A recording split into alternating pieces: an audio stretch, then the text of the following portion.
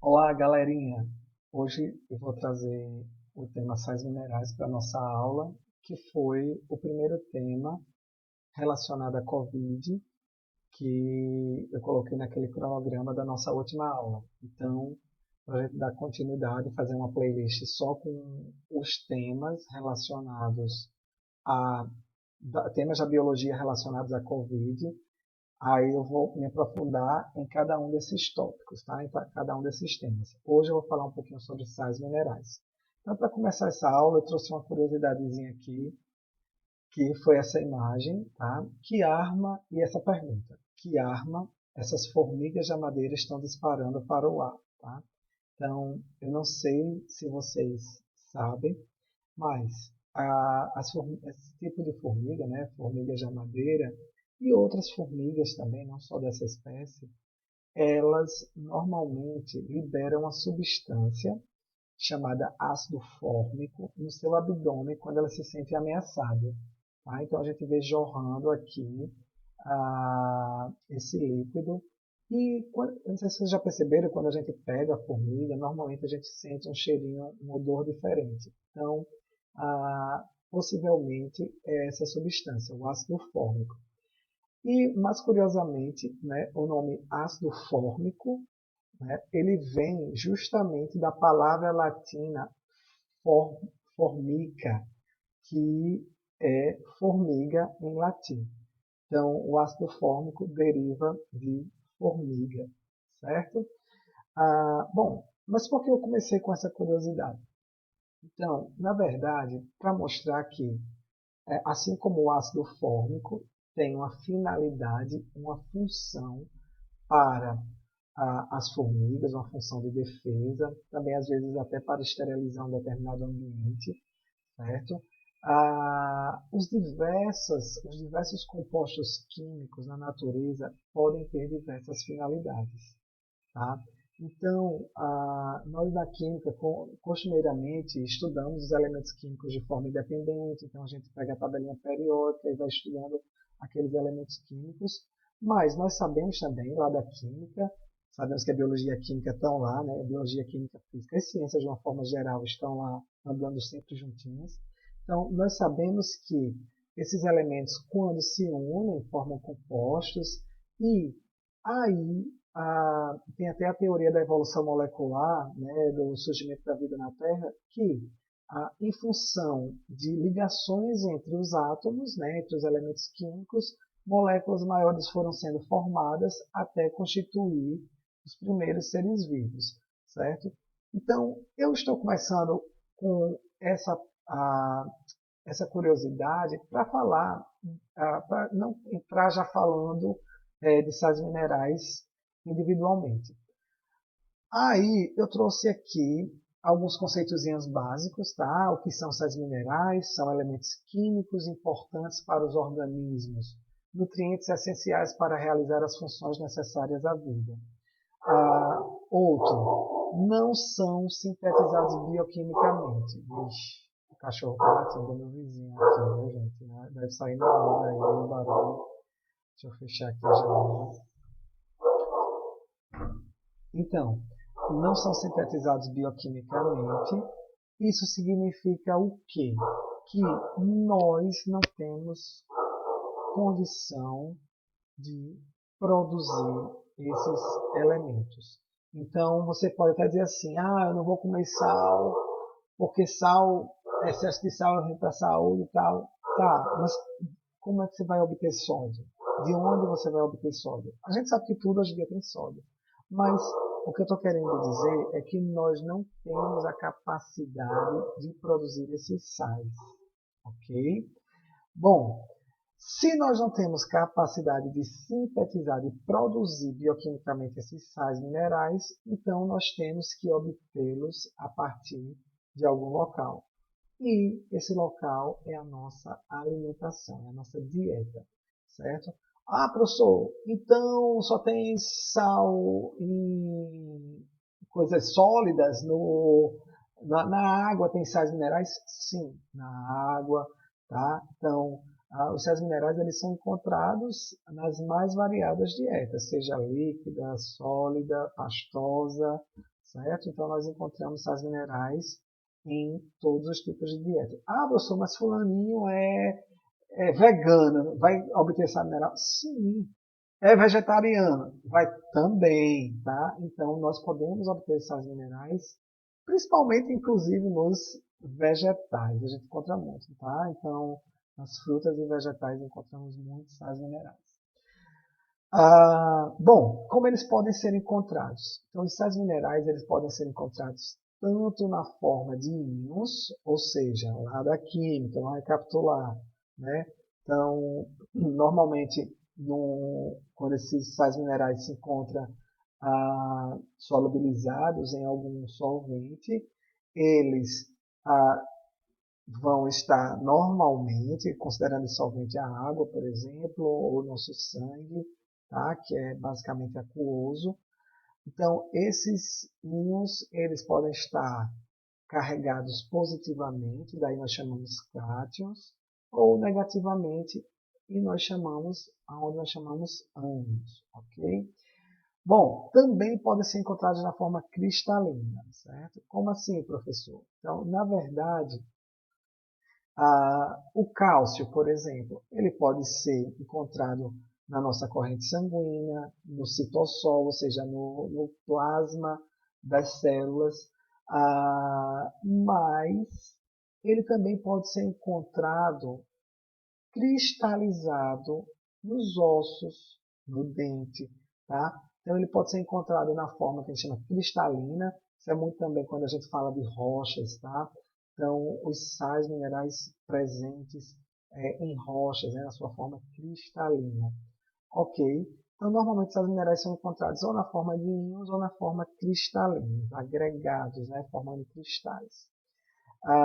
Bom, essa tabelinha que eu trouxe aqui nesse próximo slide, ela mostra como os elementos químicos se encontram no nosso corpo.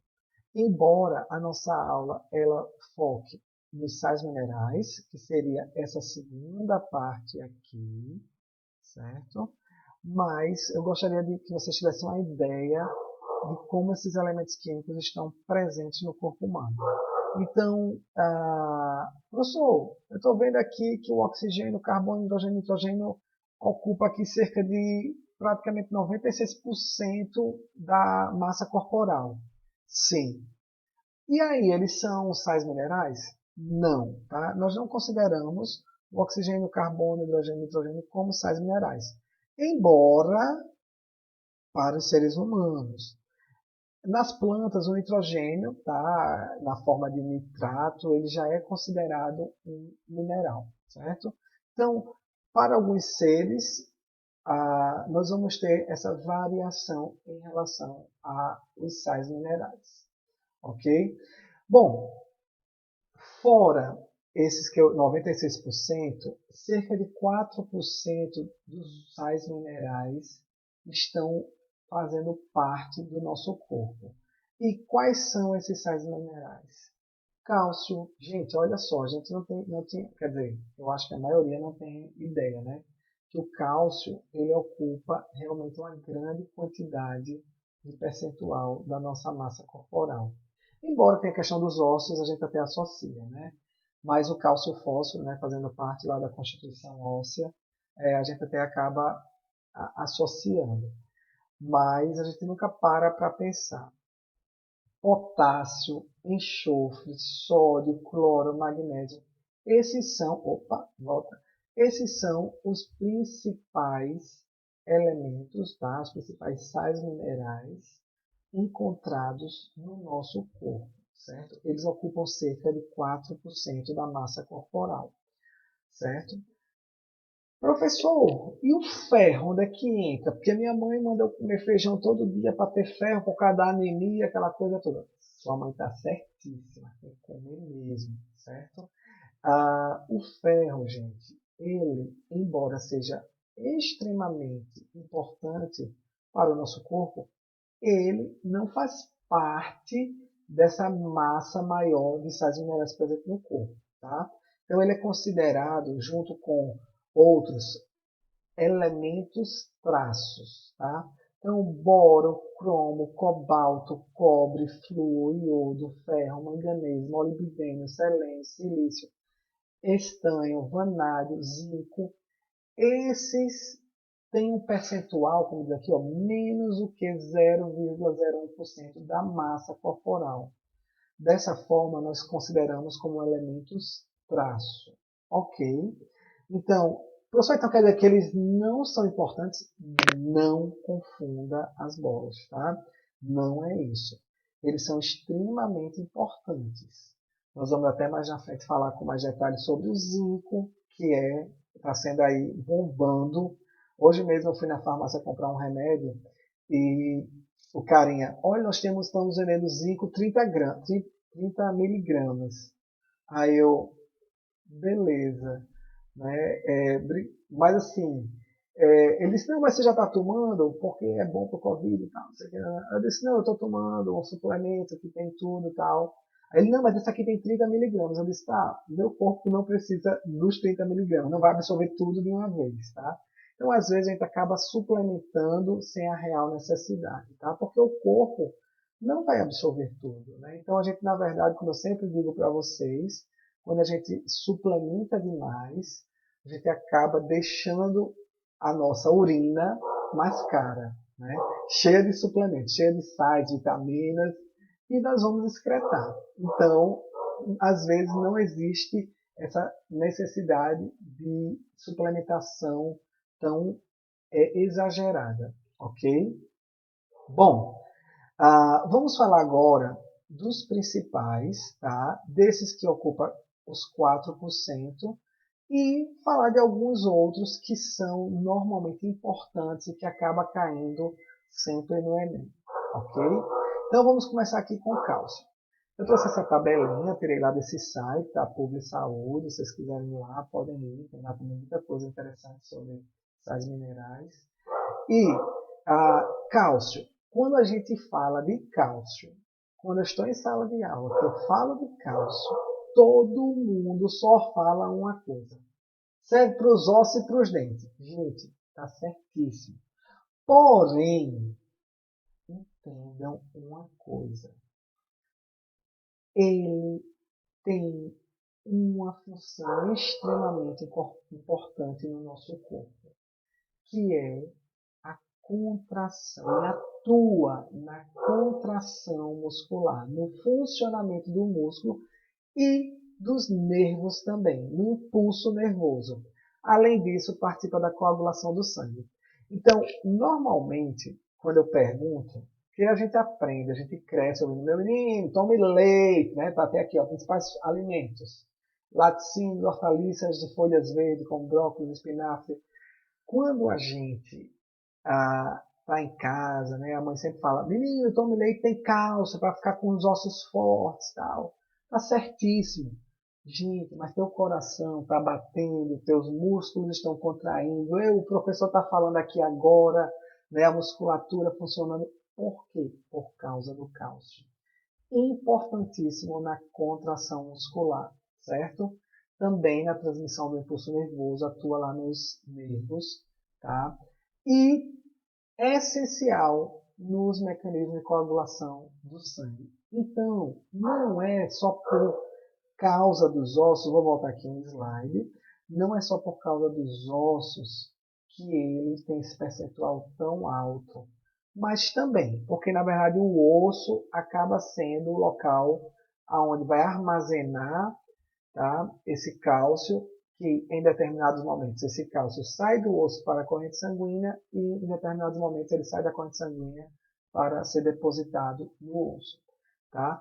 Porém, ele tem uma função extremamente significativa. Ok, fósforo, não vá confundir, pelo amor de Deus, com fósforo do que a gente chama, né, fósforo. Bota no lugar do F e chama fósforo, certo?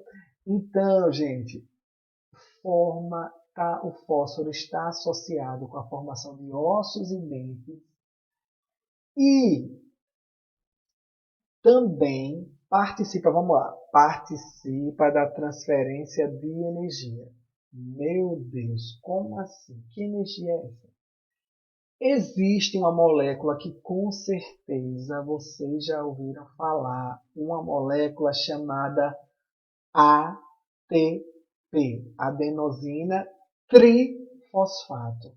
Sempre falo dessa molécula e digo, olha, nossa moeda energética, tá? Então essa molécula, ela carrega com si 3 fósforos.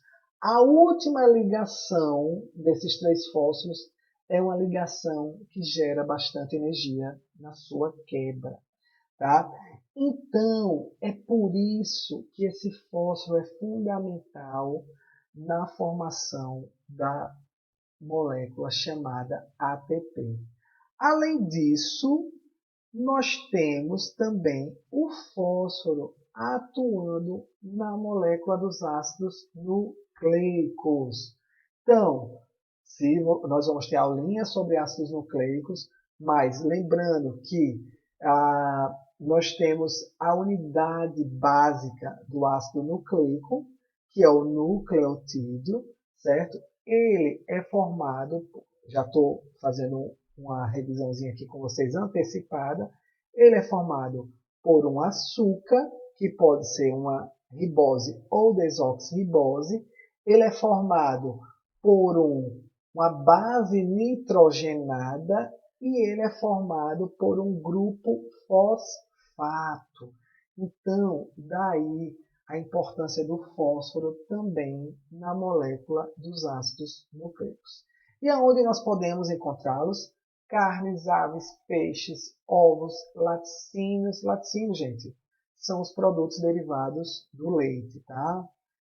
Feijões e ervilhas, ok? Sódio ajuda no equilíbrio dos líquidos do corpo e no impulso nervoso e nas membranas da célula. Tá, ajuda no equilíbrio dos líquidos do corpo. Quem nunca viu isso fica, como assim, professor? Tá? Gente, o sódio, a gente até vai ver mais na frente, quando nós falamos de membrana plasmática, que o sódio, ele participa muito de um processo de transporte de membrana, tá? Para permitir o equilíbrio, certo? Vamos pensar assim, eu tenho uma sacolinha de água aqui e outra sacolinha aqui numa balança, certo? Se uma tiver mais cheia, vai perder o equilíbrio da balança, certo? Então, normalmente, o que é que a gente tenta fazer? Botar mais água nessa para voltar ao equilíbrio. Então, vamos pensar de uma forma simplória, tá? Que o equilíbrio de líquidos é justamente essa tentativa de manter os ambientes do nosso corpo corretamente equilibrados, certo? Está muito simples isso. Nós vamos ver em mais detalhe mais na frente. Mas aqui tem tudo a ver com os processos osmóticos, tá? Que é a passagem de líquido, de solvente, do local menos concentrado para o mais concentrado. Ok? Vamos ver isso em detalhes. Aí, também, para que isso aconteça, certo? Para tentar manter esse equilíbrio, quando a gente fala de sódio, sempre vem, quem já estudou, imediatamente vem na cabeça aquele transporte ativo, né? Bombas de sódio e potássio, que fica transportando os íons para lá e para cá na tentativa de manter o equilíbrio, certo? E essas bombas também são importantes nos neurônios para ocorrer o impulso nervoso. Então, esse estado equilibrado é importante para a transmissão do impulso nervoso ao longo dos neurônios, as células do nosso cérebro. Beleza? Bom, aonde nós encontramos? Esse aqui é encontrado em quase todos os alimentos. Hoje em dia, todo alimento praticamente que você pega tem sal. Tá? Ele é usado muito para conservar. Ok? Então, mas naturalmente nós consumimos normalmente no sal de cozinha e também é encontrado no sal natural dos alimentos, certo? Bom, cloro. Qual a importância do cloro? Então, o cloro também, gente, participa aqui nessa função, tá se restringindo a formar o ácido clorídrico do estômago. Então, está formando o ácido responsável lá por deixar o ambiente estomacal mais ácido, ativando aquela proteínazinha lá, tá? Que é necessário esse ambiente ácido, que é a pepsina. E aí nós temos esse cloro também sendo muito importante em células do trato respiratório. Lembrando que esse cloro, pessoas com fibrose cística normalmente têm problema nas bombas de cloro, certo? Então, isso é algo que também nós devemos considerar, certo? O cloro, ele participa da manutenção, certo, do epitélio respiratório através das bombas de cloro, permitindo também um equilíbrio nas membranas celulares do sistema respiratório. Só voltando aqui para o sódio, e aí fazendo um adendo, né, adicionando uma informação, todo mundo aqui, que eu falei da fibrose cística, eu lembrei de doença, e aí eu lembrei que todo mundo sabe que o consumo excessivo de sódio, ele pode levar a um desequilíbrio, certo? Nessa quantidade de líquido do corpo e aí gerar o que nós conhecemos como hipertensão, certo? Na verdade, embora eu tenha falado assim, o que acontece normalmente é pessoas hipertensas. Se você é saudável, se você come um pouco mais de sal, você vai ter mecanismos de compensação. Você vai sentir mais sede para tentar solubilizar mais esse sódio e aí você vai eliminando naturalmente, vai fazendo o equilíbrio e vai eliminando esses sais. Porém, pessoas que têm dificuldade de liberar líquidos, pessoas que têm alguns problemas adicionais, que a hipertensão ela tem vários fatores, mas pessoas hipertensas, ou seja, pessoas que estão com a pressão dentro dos vasos sanguíneos alta, certo? Essas pessoas não podem comer comidas muito salgadas, com muito sal. Por quê? Porque esse sal em excesso vai para a corrente sanguínea e essa corrente sanguínea, se está muito salgada, vai precisar de mais água para diluir esse sal. Então, na hora que eu tenho um sangue cheio de sódio e está vindo água das células para o vaso sanguíneo, o que é que eu vou estar fazendo? Aumentando mais ainda a pressão dentro do vaso sanguíneo. Então, pessoas hipertensas que já têm essa dificuldade na redução, na manutenção da pressão arterial, elas têm que evitar o consumo de comidas com grandes quantidades de sal, porque isso vai aumentar mais ainda a pressão arterial, podendo levar a problemas mais sérios, como acidente vascular cerebral, que aí posteriormente pode vir um derrame, tá? Quer dizer, o acidente vascular cerebral ele pode ser,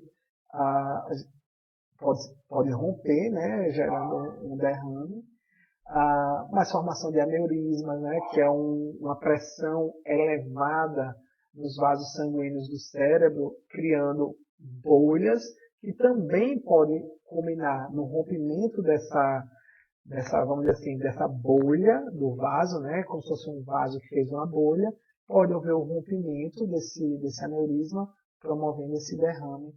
E aí vai, tá? Isso aí nós podemos falar um pouco mais adiante. Bom, por fim, potássio age, assim como o sódio, no equilíbrio de líquidos e no funcionamento dos nervos e membranas. Tem uma função muito semelhante ao sódio, ok? Então, são encontrados em sal de cozinha, sal natural, quer dizer, desculpa, o sódio é encontrado em sal de cozinha, sal natural dos alimentos. Cloro também encontra-se combinado ao sódio lá, porque nós sabemos que o sal de cozinha ele é o cloreto de sódio iodado, ainda tem o iodo que nós vamos falar mais na frente, certo? Então, o potássio ele é muito importante nesse equilíbrio e funcionamento dos nervos. É muito comum pessoas que têm problemas com potássio ter problemas com os nervos, né? A sentir câimbras, coisas do tipo. Aonde nós encontramos frutas, verduras, feijão, leite e cereais. Bom, magnésio forma clorofila, ou seja, para as plantas, meu Deus do céu, magnésio na vida, né? Porque planta precisa realizar fotossíntese. Fotossíntese depende do pigmento da clorofila. Para a formação da clorofila, eu tenho que ter magnésio. Então, atua em várias reações químicas, junto com enzimas e vitaminas, ajuda na formação de ossos, no funcionamento de nervos e músculos. Também, para a gente, ele é importante lá na cadeia respiratória, certo? Então, lá na mitocôndria, o magnésio também é importante, ok? Então, onde ele é encontrado? Em hortaliças de folhas verdes, cereais, peixes, carnes, ovos, feijão, soja e banana. Magnésio também, muito importante para a historinha das câimbras, né? Então, potássio e magnésio estão aí atuando nesse funcionamento, né, de nervos e músculos, no bom funcionamento. Bom, ferro, todo mundo já sabe para que serve. Para não ter anemia, né? Então, comer aquele velho feijão preto, embora o feijão verde também seja muito rico em ferro, tá? Então, por que essa relação, professor, do ferro com anemia? Minha mãe só fala assim, tem que comer feijão para não ter anemia, para não ficar fraco. Gente, porque o ferro participa da formação da hemoglobina, da proteína hemoglobina. Qual a principal função da hemoglobina? Transportar o quê? Oxigênio, tá? Que vai atuar lá na respiração celular, que vai nos dar energia. A respiração celular é importante para gerar o quê? ATP, para nos dar energia. Então, se tu tá com tua hemoglobina baixa, tá? Então, consequentemente, você não vai ter o transporte para levar oxigênio lá para a mitocôndria. Consequentemente, essa respiração celular vai produzir menos ATP, tá? Você vai ter vamos dizer assim, uma respiração celular capenga, né? Pobre na formação de ATP e, com isso, você vai se sentir mais fraco. E é por isso que a anemia dá esse estado de letargia, de fraqueza, pessoa com sono direto, aquela coisa, né? A mãe pede, menina, vai lavar uma louça. A menina, mãe, eu tô cansada. A pessoa acabou de acordar, já tá cansada, né? Mas é o que? É em função da anemia. Então, realmente, da falta de energia. E aí é onde nós podemos encontrar o ferro. Em fígado, gente, um fígadozinho, né? Acebolado, bem feito, claro, e com muito cuidado, né? Um fígadozinho acebolado, delícia. Carnes vermelhas, principalmente, gema de ovo, pinhão, legumes, hortaliças de folhas verdes, tá? Então, até tem pessoas que têm a ferritina mais elevada, tá? E em função disso, essas pessoas evitam comer normalmente hortaliças, hortaliças de folhas verdes, né? Que é uma grande fonte. Bom, passando para o iodo, então faz parte dos hormônios da tireoide que controla a taxa de oxidação da célula e o crescimento. Gente, então o iodo ele é fundamental para a formação do T3 e T4, os dois hormônios, a triodotironina e a tiroxina, que são os hormônios produzidos lá na tireoide, certo? E eles estão atuando aonde? No metabolismo do corpo. Então, já ouviram falar, fulaninho está com hipotireoidismo, então a pessoa engorda. Por quê? Porque o corpo vai metabolizar mais lento, vai ficar aquela coisa mais preguiçosa, certo? E existe uma doença que antigamente se tinha muito, era comum a gente ver, que é chamada bócio. É uma protuberância, tá? É uma, vamos dizer assim, a glândula, tá? A tireoide, ela, por ficar tentando produzir os hormônios e pela falta de iodo, não ter iodo para produzir, ela começa a se multiplicar mais na tentativa de produzir esses hormônios. E aí começa a se expandir, a crescer. E aí, em função de no passado muitas pessoas terem esse bócio no pescoço, né, aqui na tireoide, eu não coloquei nenhuma figura porque tem gente que não gosta de ver ah, essas imagens, mas enfim, é muito comum. Você bota lá bócio, B-O-C-I-O, certo? Você vai ver pessoas que têm isso aqui bem aumentado, tá?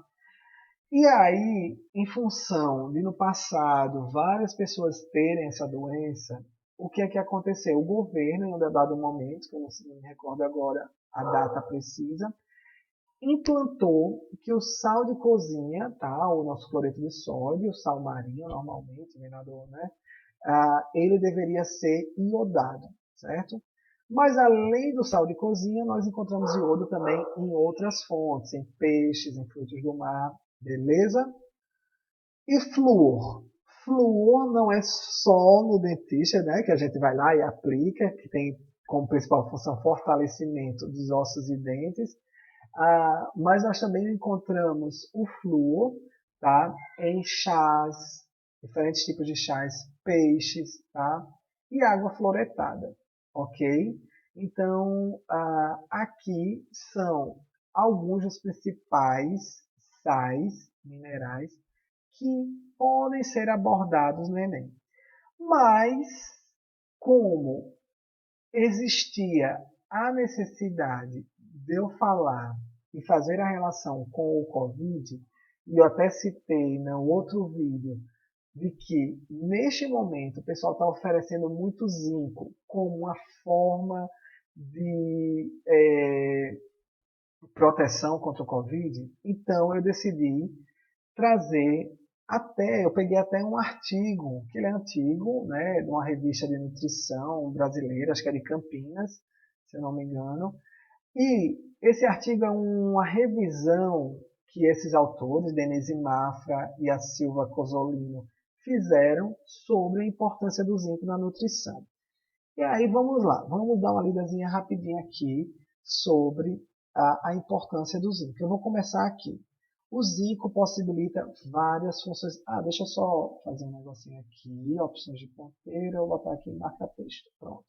Então, o zinco possibilita várias funções bioquímicas, pois é componente ou seja, faz parte de diversas enzimas, ou seja, proteínas com função catalítica, tais como todas essas que eu não vou citar, só vou falar, por exemplo, a superóxido dismutase, certo? Participa, então, ó, ele funciona, possibilita várias funções bioquímicas, pois é componente, ou seja, faz parte de inúmeras enzimas, ok? Ele participa na divisão celular, na expressão dos genes, nos processos fisiológicos como crescimento, desenvolvimento, transcrição, morte celular e age como um estabilizador de estruturas de membranas e componentes celulares, além de participar da função imunológica, certo? Então, por que hoje as pessoas estão consumindo zinco nesse período de pandemia? Principalmente em função da função imunológica. Existem vários artigos que mostram que o zinco, ele de fato, o consumo do zinco atua aumentando a imunidade contra vírus. Inclusive, eu achei esse outro artigo, que ele é de 2010, que ele mostra, isso aqui foi feito in vitro. O que isso significa? Que foi em laboratório, você cultiva células lá e faz esses testes, ok? Então, o zinco, ele inibiu a atividade da RNA polimerase do coronavírus. Ou seja, o zinco inibiu a transcrição do coronavírus, levando a uma redução da infecção. Então, existem outros artigos mostrando também que, nesse caso específico, desse artigo que eu estou mostrando para vocês, é um efeito direto. O zinco está atuando diretamente na inibição da transcrição. Porém, a maioria dos artigos e os estudos que têm mostrado real resultado até agora apontam muito mais para o zinco atuando na resposta imunológica, ou seja, ele aumenta a resposta imunológica contra vários tipos de viroses, ok? Então, é por isso que hoje estão abordando muita gente, né, com essa coisa, consuma zinco que é bom para se prevenir do coronavírus. Pode ser, precisamos estudar, tá? Não existe nada fechado. Principais fontes: ostras, camarão, gema de ovo, leite integral, os grãos de uma forma geral, tá? Amendoim, castanha, caju, feijão e outros. Ok? Até chocolate amargo, tá? Chocolate meio amargo ou amargo também é uma boa fonte de zinco. Certo? Galerinha, eu trouxe aqui, sim, essa perguntinha. Professor, então, eu devo suplementar, ou seja, eu devo consumir ou não sais minerais? Porque o que tem de gente na internet falando, olha, você tem que consumir magnésio, consumir isso, tudo. Gente, de fato, nós temos que consumir. Portanto, devemos fazer uma alimentação equilibrada. O problema é que nós não fazemos na maioria das vezes. Nós fazemos uma alimentação muito rica em carboidratos finos e isso faz com que nós não obtenhamos as quantidades de sais minerais e vitaminas realmente necessárias. Porém, a suplementação ela deve ser avaliada pelo profissional médico, ok? Porque excesso de sais minerais também pode ser prejudicial. Da mesma forma que a falta, a carência, ela é prejudicial, o excesso também é. Existem pessoas que podem ter, pessoas que têm, por exemplo, doenças renais, doenças crônicas renais. Elas têm que ter cuidado com os níveis de potássio, de sódio em excesso, certo? Então, você suplementar muito sódio ou potássio, de repente, pode ser prejudicial para pessoas que têm problemas renais. Então, a suplementação, ela deve ser necessária, deve ser feita, né, quando necessária, ok? E aí vamos fazer um exercíciozinho só para revisar a nossa cabecinha. Eu trouxe essa questão que eu achei bem interessante da Universidade Federal do Rio Grande do Sul, foi em 2019, em que ele bota assim: assinale a alternativa que preenche corretamente as lacunas do enunciado. O INO, integra as moléculas do DNA, RNA e ATP. Beleza. Já o íon sódio contribui para enquanto o íon participa da composição da mioglobina. Gente, o que é que vocês acham? Que íon está integrando os ácidos nucleicos e o ATP? De cara, já dá para a gente pensar, quando vê o ATP aqui, P, lembra o quê? Fósforo. Não é verdade? É verdade. Já o íon sódio contribui para o quê? Vamos lá. Então, eu tenho fósforo na A e fósforo na letra E. E aí, o fósforo ou o sódio contribui para a formação de ossos e dentes? Ou contribui para a transmissão do impulso nervoso? Gente, falei lá quando a gente estava vendo sódio, as bombas de sódio e potássio lá atuando para manter o diferencial de potencial, para que ocorra a transmissão do impulso nervoso. Então, seria letra E, né? Porque é o único que tem transmissão do impulso nervoso. Enquanto o íon ferro participa da composição da mioglobina, levando o oxigênio para os... Professor, o senhor falou hemoglobina. Verdade. Mas o ferro também participa da composição da mioglobina, que a globina é a proteína que carrega o oxigênio nos músculos, por isso esse prefixo mio, beleza? Então, questão letra E. Vamos lá, só para mais uma que eu tenho certeza que vocês vão acertar. Essa é da UNP, da Paraíba, foi 2018, e eu já falei isso nessa aulinha de hoje. Quase todo mundo já ouviu dizer que beber bastante leite é bom, pois este contém cálcio e por isso fortalece dentes e ossos. Certíssimo! As mães não mentem. Esse elemento químico é um dos principais componentes dos tecidos ósseos. Morri de falar isso aqui. Os tecidos ósseos que retêm mais de 99% do cálcio do corpo humano. Beleza. Mas é importante saber também que o restante, 1%, o restante, o 1%, é até mais relevante que a parcela presente no esqueleto. Sem a atuação desse 1%, não seria possível segurar esta revista e sequer pensar em segurá-la. Isso se deve, então, a partir da análise da informação do texto, considera-se outra função do cálcio no corpo humano, que é o que, gente? Garantir fluidez do sangue? Não. Dificultando a coagulação? De jeito nenhum, facilita a coagulação. Manter concentração elevada no ambiente intracelular? Também não. Para que complicar? Eu sempre digo, o Enem vá no que é mais direto, mais óbvio, certo? Constituir-se fonte de energia utilizável em atividades celulares? Também não, né, gente? Aí é o fósforo lá no ATP. Participar de forma essencial na dinâmica da contração muscular? Claro que sim. Então, a contração muscular, nós falamos bastante aqui, que é fundamental para, ou que o cálcio é fundamental para a contração muscular.